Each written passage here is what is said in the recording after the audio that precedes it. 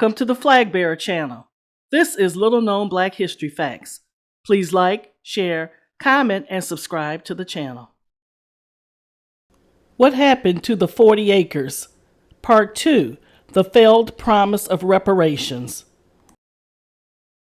Okay, 40 acres and a mule. Come on now.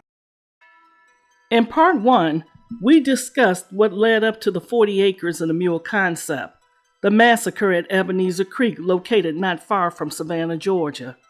We learned that at Ebenezer Creek, thousands of newly freed black refugees, men, women, and children, who were following General Sherman's Union Army as he marched through Georgia to the sea, died tragically. Many were allowed to drown as a result of the Union Army disassembling the bridge, or they were deliberately left behind to be killed by the Confederate Army. A Union Army officer wrote about the massacre to his congressman, who apparently leaked it to the press. Secretary of War Edwin M. Stanton, mostly embarrassed by the bad publicity, traveled to Savannah to meet with General Sherman about the incident. Secretary Stanton met with Sherman, who in turn met with 20 black pastors of the black community, 16 of whom were former slaves. When asked what could be done for their people, the representatives answered, "Give us land." Consequently, General Sherman issued Special Field Order No. 15. The policy of 40 acres was Union General Sherman's Special Field Order No. 15, issued on January 16, 1865. Sherman prescribed the 40 acres in that order, but not the mule. The mule would come later. What many accounts leave out is that this idea for massive land redistribution actually was the result of a discussion that Sherman and Secretary Edwin Stanton held 4 days before Sherman issued the order, with 20 pastors of the black community in Savannah, Georgia, where Sherman was headquartered following his famous march to the sea. The meeting was unprecedented in American history. As part of the negotiations between Sherman and the 20 black pastors, the families would work the land until they paid the government what the land was worth. They would then own it for life. Today, we commonly use the phrase 40 acres and a mule, but few of us have read the order itself. There are 3 of its parts that are relevant. Sherman's land redistribution order served the military purpose of punishing Confederate planters along the rice coast of the South for their role in starting the Civil War, while simultaneously solving what he and radical Republicans viewed as a major new American problem: what to do with a new class of freed Southern laborers, both black and white, but specifically the newly freed black laborers. Section 1 of the order stated that the islands from Charleston, South Carolina south, the abandoned rice fields along the rivers for 30 miles back from the sea, and the country bordering the St. Johns River, Florida, were to be reserved and set apart for the settlement of the Negroes now made free by the acts of war and Lincoln's Emancipation Proclamation. And according to the field order, no white person whatsoever, unless military officers and soldiers detailed for duty, would be permitted to reside on that land. Section 2 specified that those new communities would be governed entirely by black people themselves, on the islands and in the settlements hereafter to be established. No white person whatever, unless officers of the military and soldiers detailed for duty, will be permitted to reside, and the sole and exclusive management of affairs will be left to freed people themselves. By the laws of war and orders of the President of the United States, the Negro is free and must be dealt with as such.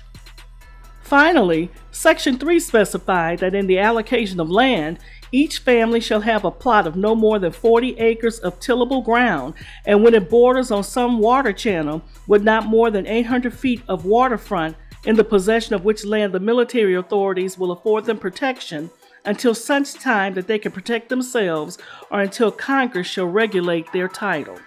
The order explicitly called for the settlement of black families on confiscated land, encouraged freedmen to join the Union Army to help sustain their newly won liberty, and designated a general officer to act as inspector of settlements. Inspector General Rufus Saxton would police the land and work to ensure legal title of the property for the black settlers. With Sherman's special order, 400,000 acres of land would be redistributed to the newly freed slaves.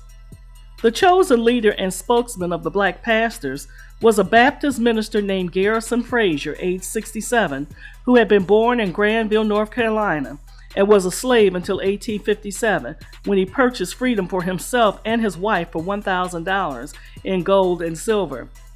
It was he who bore the responsibility of answering the 12 questions that Sherman and Stanton put to the group. When asked what the Negro wanted most, they all answered land. Land is the best way that we can best take care of ourselves. Reverend Frazier began his answer to the crucial third question to have land and turn it by the till of our own labor, and we can soon maintain ourselves and have something to spare. We want to be placed on land until we are able to buy it and make it our own.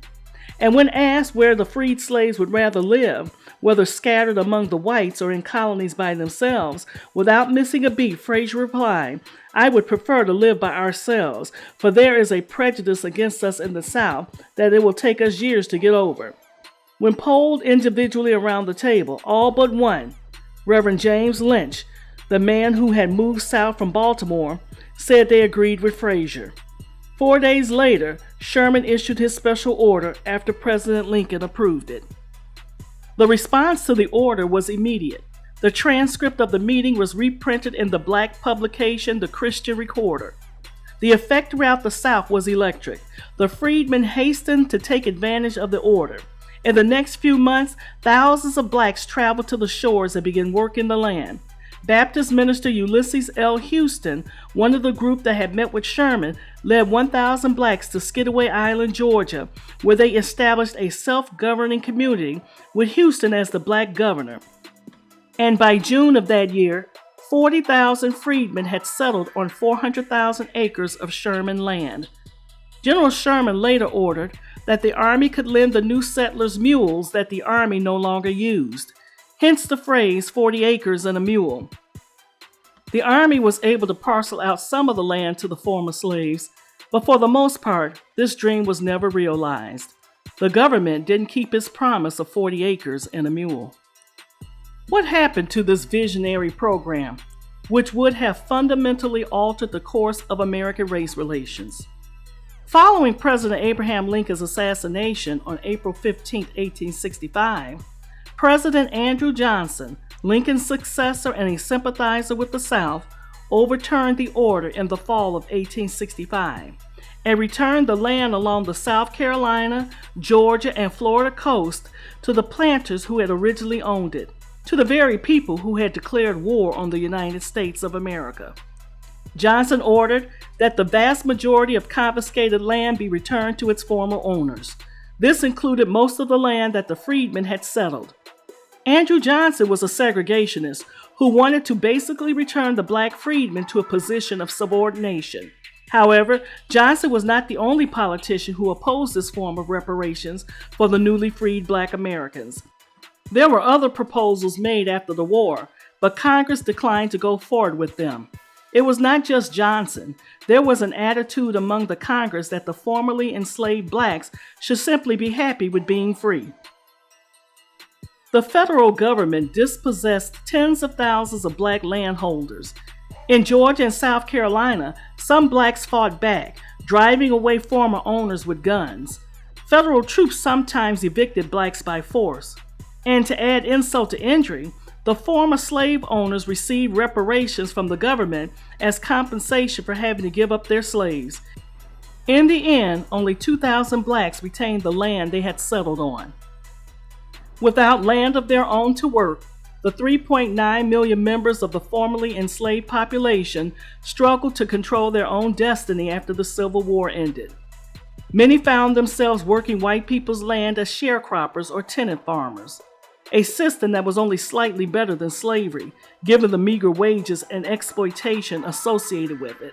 A massive system of sharecropping evolved in the South in the aftermath of blacks not being able to acquire the land that they thought the federal government was going to make available to them. Sharecropping was a Jim Crow-era form of slavery in all but name. As a sharecropper, a person or family worked so they could get a share of the crop. However, The crop was rarely shared with the black people after all the cost of production had been calculated and deducted from their already meager wages. Some black people did defeat the odds and managed to become landowners. Most, however, had no land to pass on, which prevented them from accumulating multi-generational wealth and left them largely under the control of Southern white landowners.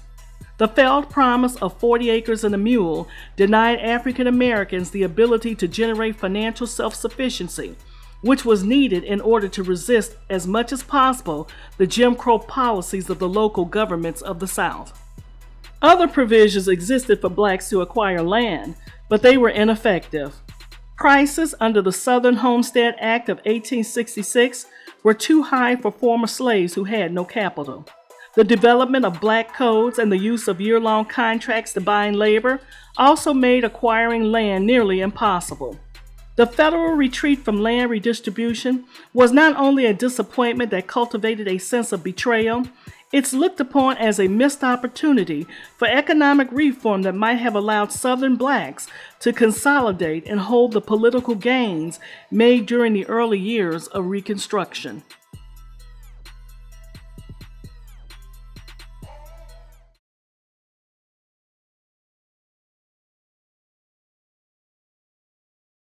Until next time, if you like little-known history facts as I do, please like, share, comment, and subscribe to the channel. Press the bell to be notified of future uploads.